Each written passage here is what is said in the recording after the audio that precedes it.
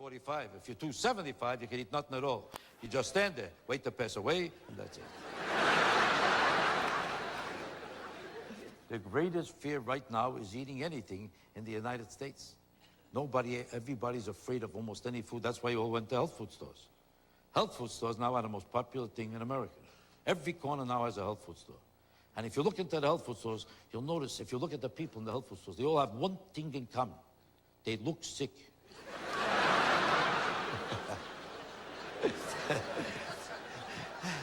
You ever see in your life a healthy-looking person in a health food store? I never saw that. They all look to krach and to hagen.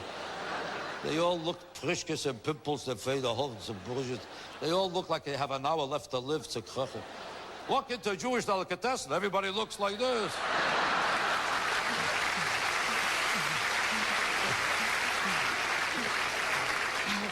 In the health food stores, they're all looking. Do you ever see what they eat in carrots? Carrots. And they can't see. They're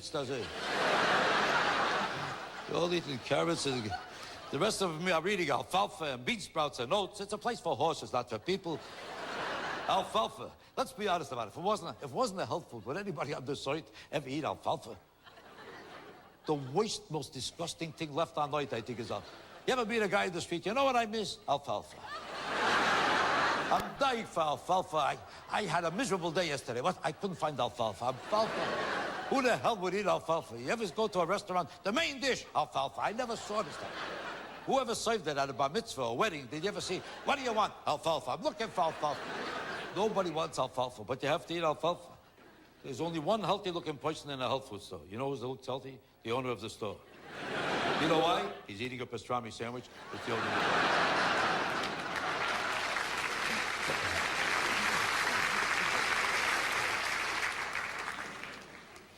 As you see over here in this country, the mores are a little different. The lifestyle is a little different. Here they're a little more self-conscious about sex. And it's more news about sex than it is in the United States. In the United States, everybody fools around. The women still pretend that they don't, but they're almost about to, they're trying to, but they're not ready to. It's not nice. What time? It's up to you. Maybe we'll wake something up. They still don't fool around on the first date. First date, it's not nice. Second date, I'll take a chance. They convince themselves on the first date, they hardly know you. The second date, oh, why not? Now I know you better. How much better do you know a person on the second date than the first date? That philosophy is the biggest fraud in the world. It justifies a guilt complex that women have about sex. So they convince themselves on the second date they know you. It's the symbolism of the second date. They don't know you better. How do you know a person better because it's a second date? All you know is that the guy made 2 trips. All you know is that he went home and came back. She knows you better. The taxi driver knows you better. She don't know you better. Do you understand this? But she convinces herself he came back because he respects me. That proves respect. Who comes back to a girl out of respect? Out of respect, you go to a funeral, not to a girl.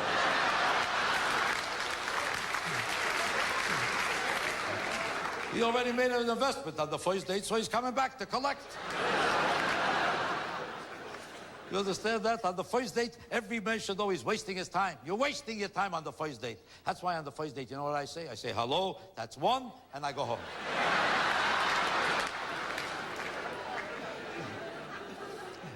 Because with all the openness in all of the societies, the simple fact is that women still are hypocrites about the whole subject of sex. They have to pretend they never heard of it, they never did it, because they were raised to think it's not nice. The man is raised to think, for you, it's okay. So he's ready, and he wants it, but not with her, because even if he does with her, he's not supposed to let her know what he wants, because she's supposed to pretend she don't want it in order to do it. If she wants it, not nice. If it happened, she didn't expect it. So she has to pretend she never heard of it before she does it. So you have to pretend you don't want it in order to get it. So the whole trick is to figure out how to get there without talking so she could do it without hearing. If she could do it without hearing, she'll take a chance. Did you ever see a guy take a girl to a motel? If he says to her, let's go to a motel, would she go? I never saw a guy say to a girl, let's go to a motel. Sure, my pleasure. I never heard it. You have to start walking, pretend you don't know where you're going. There'll be a sign, 12 blocks long, motel. She don't see the sign. All the way up in the elevator, they're discussing the Dominican Republic. He makes a move, and she has to pretend she has no idea what he wants from her. There's nothing but a bed there. What else could you do there? Play basketball? She'll pretend she has no idea what he wants from her. But a guy turns to the girl in any motel room, she always says the same thing. Me? Who else? There's nobody else there. Every girl says the same thing. I thought you wanted to talk to me. What has she got to say that's worth 98.50, 4 o'clock in the morning? Or she'll say, I never did this before. She means with you, she never did it before. Or she'll say, how about my reputation? He heard about it. That's why he's dead.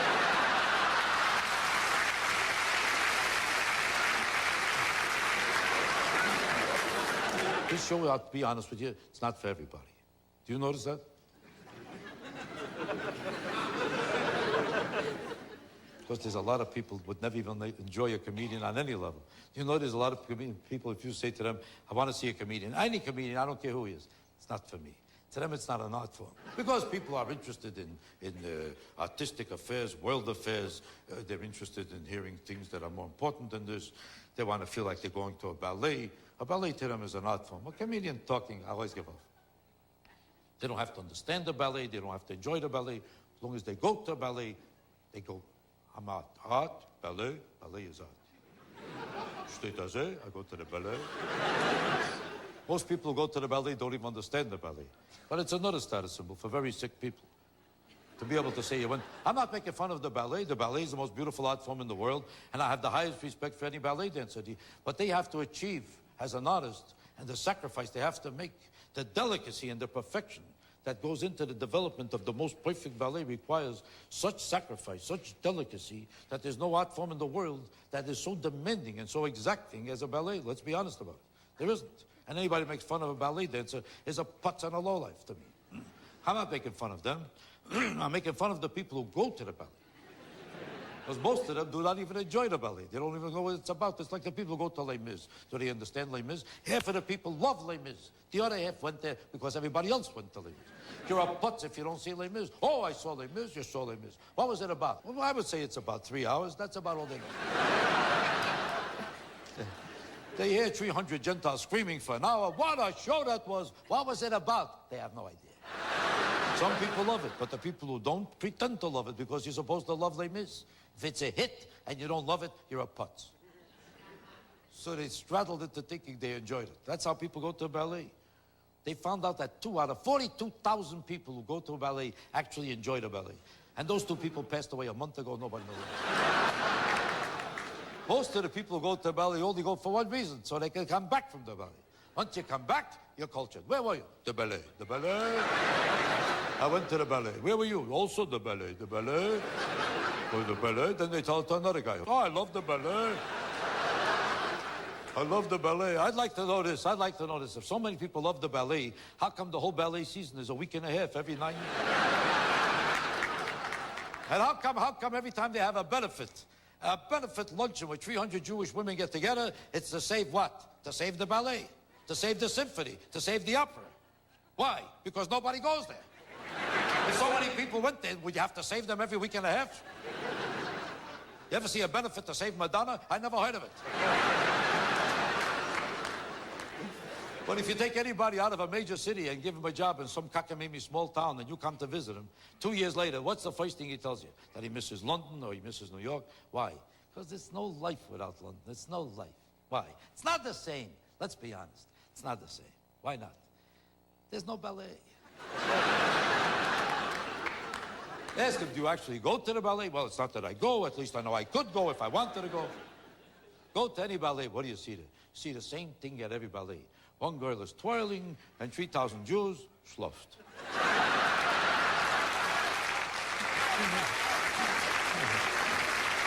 We schluffed. The rest of them are getting nauseous. How long is she going to keep twirling already? She's twirling. And you know what they can't figure out? Why she's always on her toes. Why is she on her toes? What is it? Can't they find a taller girl? I can't believe it. These are the same people who go to the opera. You know who goes to the opera? The same people who didn't sleep enough at the ballet, they come to sleep at the opera. Now, some people really enjoy the opera. I don't want to sound dogmatic. Some people really enjoy the opera. You know who? The 17-year-old kids from the music schools in the top balcony of every opera. They really enjoy it. They're involved in it. I'm not talking about them. I'm talking about people in the orchestra. Not one of them knows what the hell is going on in the opera. Mishluft, mishluft, mishluft. Everybody has a tuxedo. They came from the United Jewish Appeal.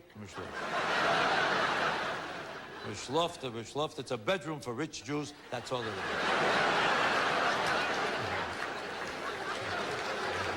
I'm surprised they even have chairs. If they were honest, they would take out the chairs, put in beds, people came to sleep.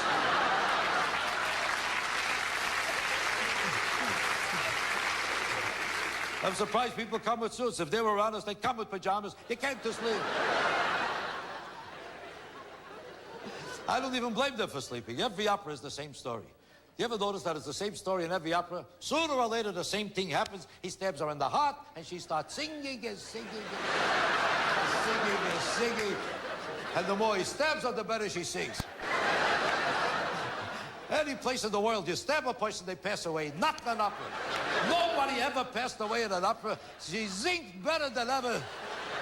He stabbed me in the heart, in the heart. He stabbed me, he stabbed me, he stabbed me in the heart, he stabbed me in the heart. Then he sings too, I stabbed her. I stabbed her in the heart, I stabbed her in the heart, I stabbed her in the heart. Then the whole chorus joins. He stabbed her, he stabbed her. In the heart, he stabbed her in the heart.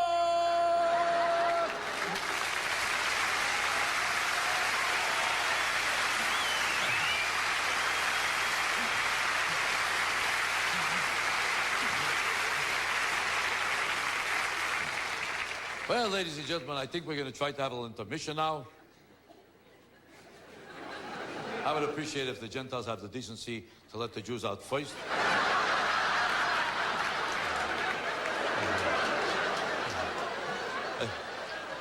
I'm not playing any preferences. Just so happens that Jews need a little more time to get out of the chair. Jews need a little more time. Gentiles will fly right out of the chairs like acrobats. The Jews let me Jew get it.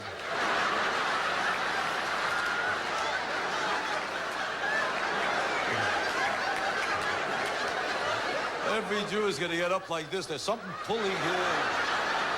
I don't know what's pulling here. There's something pulling. Yesterday, I don't know what it is.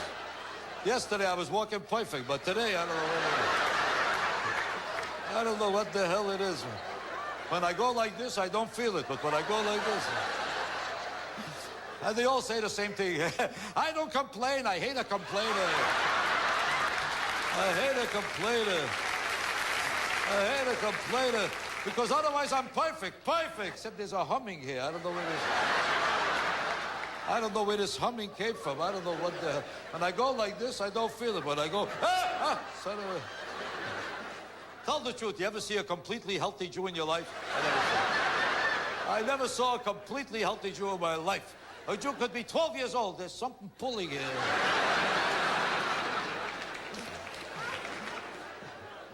Gentiles are just the opposite. Gentiles are never sick, because they're raised with this macho imagery that you're not supposed to admit you're sick, you're not supposed to even think of yourself as sick. They could crash into a wall, be bleeding to death. Don't bother me, I'm okay. I'm okay, but you're passing away, so what? You don't live forever. Jews are always sick, that's why Jews are all experts on doctors. Why, did you ever see a Jew that's not an expert on doctors? I don't know one Jew in the world that doesn't know the biggest doctor, the biggest. If a Gentile needs a doctor, he sees a sign, doctor, close enough. A clinic, begin. When a Jew needs a doctor, they consult with every doctor in it. There is not one Jew that's not a consultant upon doctors and doctors. By the time they pick out a doctor, they'll all tell you, this is the biggest doctor, the biggest. Jews only know the biggest. I never met a Jew that doesn't know the biggest. You know how big he is, they'll all tell you, he is so big. They'll all tell you the same thing, you can't get in. You can't get in, that's how big he is. You can't get in. If a Jew hears you could get in, they'll never go there. Jews only go to doctors where you can't get in. You can't get in! You can't get in before you know 300 Jews are online. What are you doing here? I heard you can't get in. I'm here. Why, are you sick? Not right now, but I'm not going to wait till the last minute. always tell you can't get in, and they always tell you can't get in for the same reason. It's always the same reason, because he's the head of the hospital. Did you ever hear of a Jew in your life that went to a doctor who's not the head? If he's not the head, they wouldn't even talk to him. He's only for Gentiles, forget about it. Jews only go to the head. He is the head, the Lord, the head. Not only the head of this hospital, he's the head of every hospital. Used to be the head of Mount Sinai, now he's the head of Mount Hebron. They wanted him to be the head of Mount Rushmore. He turned it down. He is too big. He is so big you can't get in. You know how long it takes to see this doctor? 8 years. 8 years is the minimum. The Lord tell you 8 years, the minimum. Minimum is 8 years. That's with a connection. Without a connection, 11 years. 11 years, minimum. Minimum 11 years. The other guy always has to top you. What's 11 years? 11. My doctor, 23 years, minimum. Minimum. That's with a connection. Without a connection, 39 years, minimum. You think that's a doctor? My doctor is so big that nobody has seen him yet. Well, ladies and gentlemen, we're going to have a little intermission right now. Let's be honest, this is too good a show to go straight through. You need a break, don't you? I need a break, and the station needs a break. So give them a break. And call the number right there on the screen and make a pledge of financial support. Give us all a break. And then I'll be back after the break.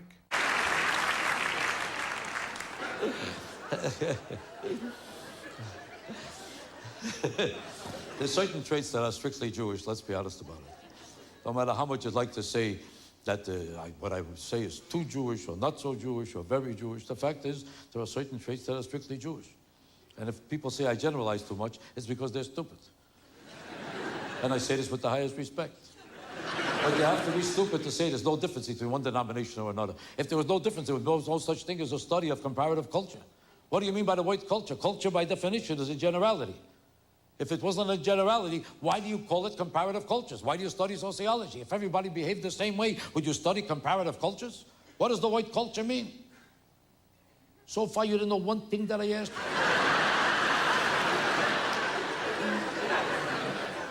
Jews have certain problems in their character that comes from a history of persecution. And there are also benefits because of it.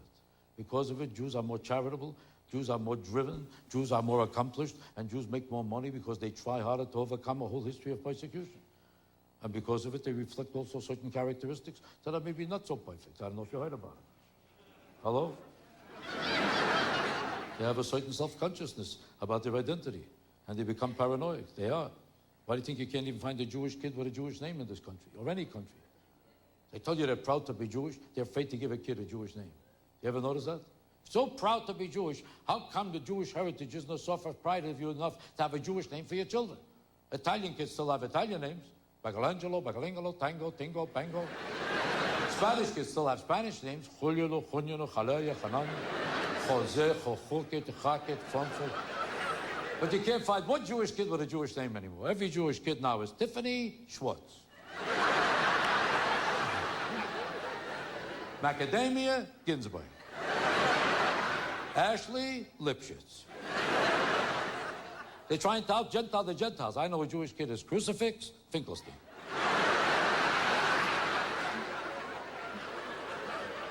The only people left with Jewish names anymore are black people. Whoopi Goldberg.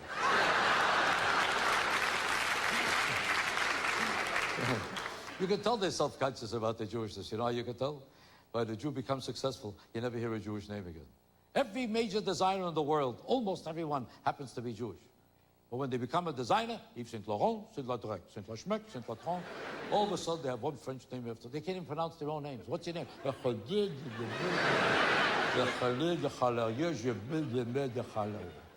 They can't pronounce their own names. You understand this? Now, why did he become French? I'll tell you why. Because they don't know Jewish woman in the world would ever buy a dress made by a Jewish designer, would they? Could you picture a Jewish woman saying, oh, this is my Horowitz?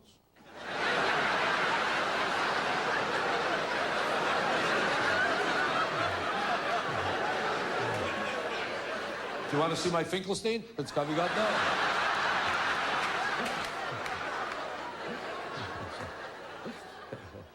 Different denominations behave differently. They even choose different professions. Why do you think if a guy tells you what he does for a living? You can always tell if he's a Jew or a Gentile. And you'll never be wrong. If a guy tells you he's a farmer, can he be Jewish? Not too often. A Jew might buy a farm, sell a farm. He does not work on a farm. You ever hear a Jew howling, Chana, is the horse ready? I never heard it.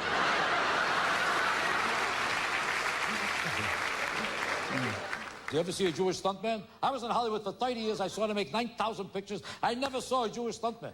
Jews don't fly from buildings, from furniture. They don't crash into walls. This is for Goyim, and that's it. It's not for Jews. Jews have stunts too, but they have different kinds of stunts. They take in 9 million, they show a loss.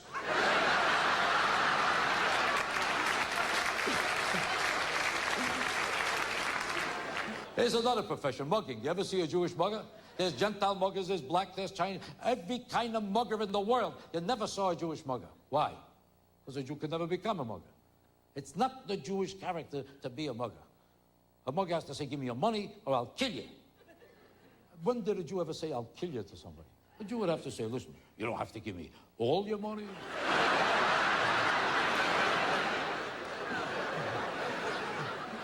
We could give you a few dollars now, we'll talk it over. I just say it has to be cash. Maybe you got a credit, a check. Maybe we could go to the bank. Maybe we could have a piece of cake. Let's talk it over. You see, there are Jewish muggers. I'm lying to you. There are Jewish muggers, but they're not called muggers. They're called lawyers.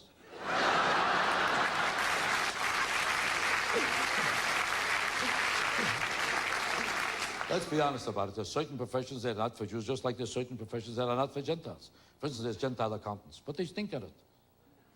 Even a Gentile doesn't want a Gentile accountant. Everybody knows accounting is for Jewish people. It's not for Gentiles. There are Gentile accountants, but it's not their field. It's a Jewish business, and that's it. They might try to be an accountant, never works out. They never get the same figure a Jew gets at the end of it, do they?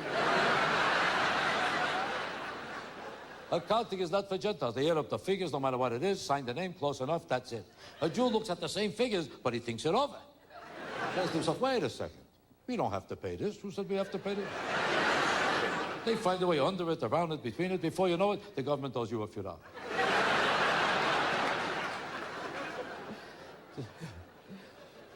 This is not to say that Gentiles are not great in certain fields. In certain fields, they're great, like the rodeo. Perfect. They're great for the rodeo. Do they have a rodeo here? Oh, you know what a rodeo is? You don't know. You do? That's where you fly from horses. There is not one Jew in the world that ever joined the rodeo. But it's the most popular profession for Gentiles in the United States because in the rodeo, it's a status symbol. It's like a great prize fighter, a great football player, a flit from a horse, and they love it. They love to sit on a horse that's going to throw you right off. The culture of the Jew made it impossible for him to do the same thing that a Gentile does. That's why to this day, you don't see a Jewish athlete. How often do you see a Jewish athlete? Once in 40 years, a Jewish athlete. Jews never had time to be athletes. They had to overcome discrimination. That's why they always went to college. Jews went to college when nobody else went to college. 100 years ago, when nobody was going to college, every Jewish mother told her child, you're going to college.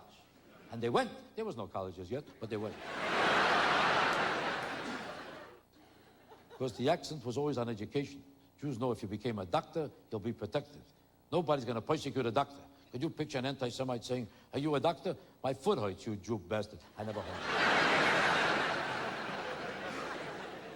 That's why Jews never became athletes. Mark Spitz was the last Jewish athlete. Remember him? Swam once, got nauseous, you never heard from him again. It's no accident that if you throw a Gentile a football, he plays with it. You throw a Jew a football, he runs around. Who wants to buy a football? It doesn't stop a Jew from having an exercise room. The most popular thing today, as soon as a Jew gets rich, oh, you should see my exercise room. I've got an exercise room, an exercise room. Ask him, do you do exercise? I'm busy. I'd like to do, I'm trying to do, I almost did. Do you do exercise? I got no time. They couldn't do exercise in those rooms if they wanted to because they can't even find the machines. Clothes are hanging on all the machines. This machine is for jackets, this one is for suits, this one is for shirts. Schmutters are hanging on all the machines. There's building special machines now just for Jews with hangers already attached.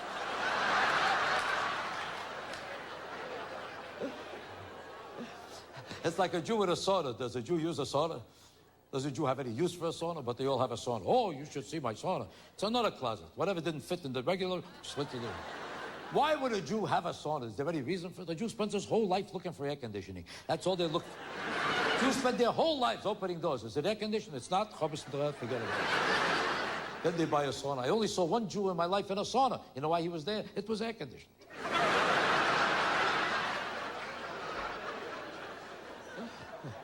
I better let you go now because I know you have to get into the cars and look for something to eat.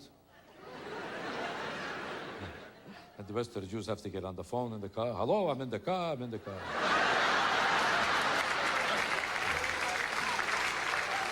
I'm in the car, I'm in the car. You got the wrong number, so what? I'm in the car. I'm in the car. They love to tell you, I'm in the car, I'm in the car. Right now, our Jews are on highways all over America going absolutely nowhere. Just yelling, I'm in the car, I'm in the car. And they don't even care that you can't hear one word on the car phone. Could you hear anything? The whole thing is a hearing test. You hear me now? You hear me now? You hear me now? I'm turning the corner. You hear me now? I'm around the corner. You hear me now? Hello, hello, I'm calling. Hello. You hear me now? If the phone in your house worked that way, you would throw it out in a second. For $6, you would throw it right out. But for $9,000, I'm in the car! Understand this? Not too funny to this group. The Gentile will laugh easier. Jews don't laugh unless they get permission from their wives. That's also true. That's not an exaggeration. That's a fact. Jews never laugh unless they get permission from their wives. If a Gentile thinks I'm funny, they laugh. I noticed this for 30 years already. Every time I perform any place, I see if a Gentile thinks I'm funny, they just laugh. If a Jew thinks I'm funny, they never laugh first. They always look at her first. Isn't he funny? Tell the truth. Isn't he funny? He's not. He's not. I thought he was. I thought he was. It's up to you. It's up to you. It so happens that I like him. I don't. I thought I did. Do you ever see a Jew order food in the restaurant? Does he ever order food without asking her first? Never. Never. Every Jew says the same thing. Do I like this?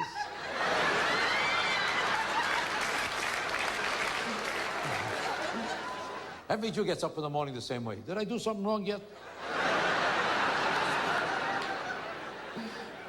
I don't care if he's the biggest genius in the world. To her, he's a putz, he's a schmuck. He can be making $40 million a year. You know what she'll say? 40 million. That's because he don't listen to me.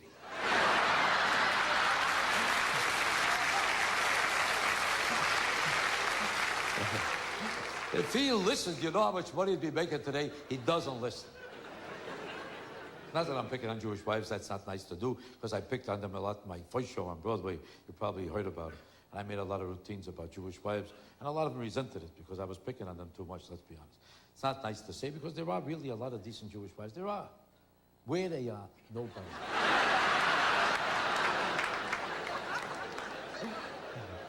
I'm not saying there's nobody happily married. Some people are very happy. You know who's happily married, I find? The girl and her mother. That's it. Every Jewish husband you meet 10 minutes after the wedding is already... You ever see the wife?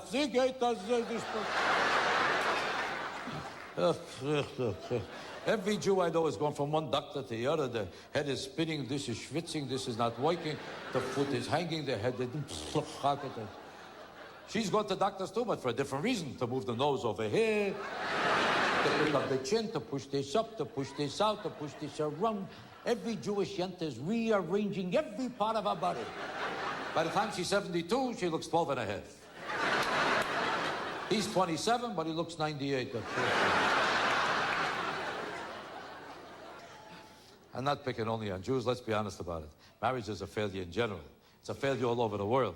People don't like to face it. People don't like to talk about it. It's one of those unmentionable subjects. But the truth of the matter is, marriage in general is a failure. If anything else succeeded as often as marriage, who would go into it? Would anybody invest in a business that succeeds as often as a marriage? Would you invest a quarter in that business if the chance of success is 1 out of 40,000? No study of marriage objectively made by anybody, a sociologist, philosopher, psychiatrist, I don't care who they are. They never come to the conclusion that most of the marriages succeed. Everybody assumes that most marriages fail. Why does everybody go into it? Why? Why do they go into a failing proposition? Why does it accept them no idea any place else on the site to say how come? You understand this? Well, if everybody opened a store on 37th Street and 8th Avenue, failed for the last 300 years. Whatever anybody, hey, you know a great location for a store? 37th Street and 8th Avenue. Nobody would say that. but they still get married. Why? Because it's a system. You're considered nuts if you're single.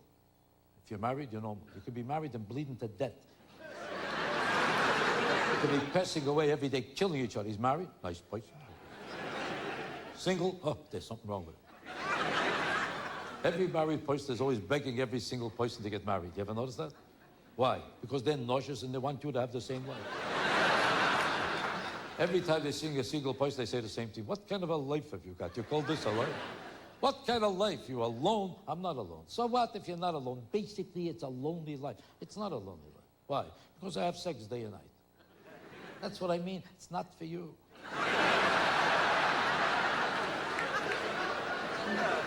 But I'm enjoying myself. Just because you're enjoying yourself, that means you're having a good time. You can't tell from enjoyment if you're having a good time. It's an empty life. But it's not. Why? Because there's a different girl every 5 minutes. That's what I mean. It's no good. Now it's good. But in the long run, you'll know how miserable you're going to be. So when I become miserable, I'll get married. Why do I have to get married now? Do you understand this? Mister? The truth of the matter is that they don't have really such a great time. Because the most important thing in the world is companionship, not sex. Sex without love is better than nothing.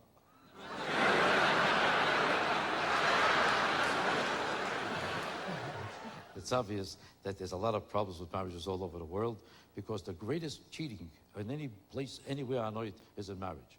Moral people who don't think that they would ever cheat in any business, anywhere in the world, whose morality is the greatest principle in life, somehow think nothing of cheating in marriage. Why is that? 80% right now, do you hear about the deterioration of morality in the United States? They found out that 80% of the married men cheat in America. The rest of them cheat in Europe.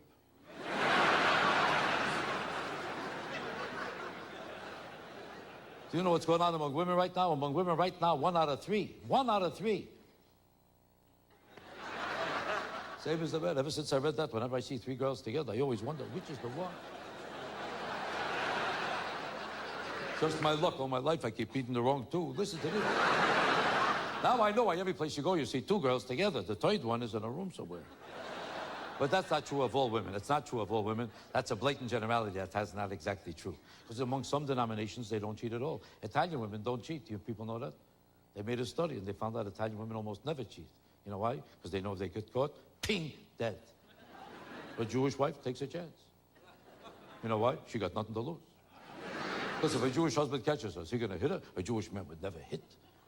He'd call up his mother. What should I do? What should I do? Throw her out? How can I throw her out? The guy is still here. What do you want from me?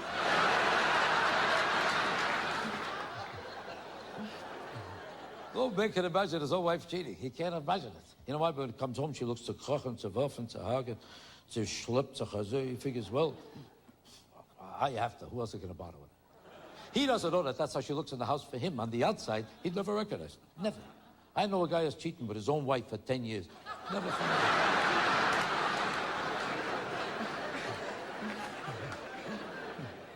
Women can cheat all they want because they'll tell you any story and men are stupid enough to believe it. Because men think they're so sexy, it can't be a lie. For 30 years, a wife can tell her husband, I'm tired. And this schmuck believes it. Tired? She's tired. Tired. He never stops to wonder. She's Jewish. What is she tired from? What is she tired from? She'd have to get out of bed to take a rest. What is she tired from?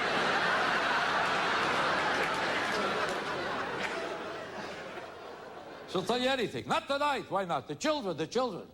One is 28 and one is 32. But men are stupid enough to buy it. Why? Mister? For the same reason that they're intimidated by their wives all their life. Especially if he's Jewish. The most intimidated... The Jew can't even walk around in his own house without figuring out where he's allowed to sit. Go into an Italian home. You ever see the wife straight as her? You ever see one? I'm talking to you. An Italian wife, if she's still living, she considers it a successful marriage. A Jew can't even drink from a cup because if it costs more than a quarter, it's not for him, it's for the guests. Anything that costs more than a quarter is not for you. It's for the guests. He don't even know the guests. She threw out his guests 30 years ago. He don't know one person that ever came to that house in the last 30 years, and he has to walk around his whole life with a paper cup. I say if a Jewish man fell in love with a Jewish woman, if he had any brains, he would let somebody else marry her. Then you come to the house as a guest. You can do whatever you want. This was a fantastic show, and if it wasn't, I'm not going to concern myself with it, because I know who I am. I say that with the highest respect. It doesn't mean I'm not concerned about your opinion, but if a person knows who he is, he doesn't wait for other people to validate him. The greatest sign, wait, I'll find my place. The greatest sign of mental health is that you should know who you are, and I wish it upon all of you, that you should know who you are, just like I know who I am. This shows no disrespect to other people, but you should know who you are. I thank God I know who I am. It took me a long time to find out who I am. That's why I appreciate it, because for years I didn't know who I was. I'm not ashamed to admit it, I had a problem with that. But I went to a psychiatrist, he took a look at me. He said, this is not you.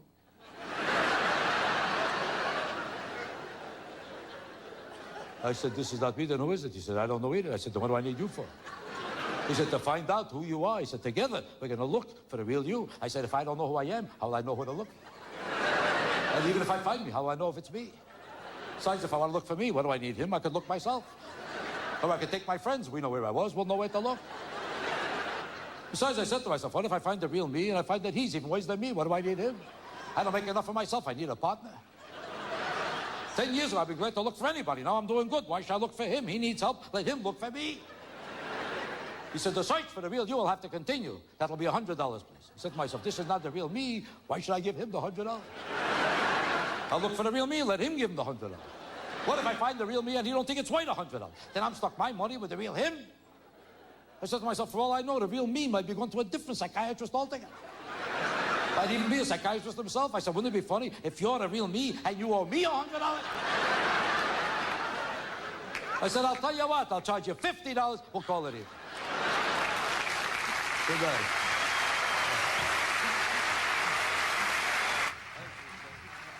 You've been watching Look Who's Laughing with Jackie Mason on KIXE Television. This is your public television station for the North State of California. Call 243-5493 or 800-655-0099 and express your support for continuing this type of program. Join and become a member now.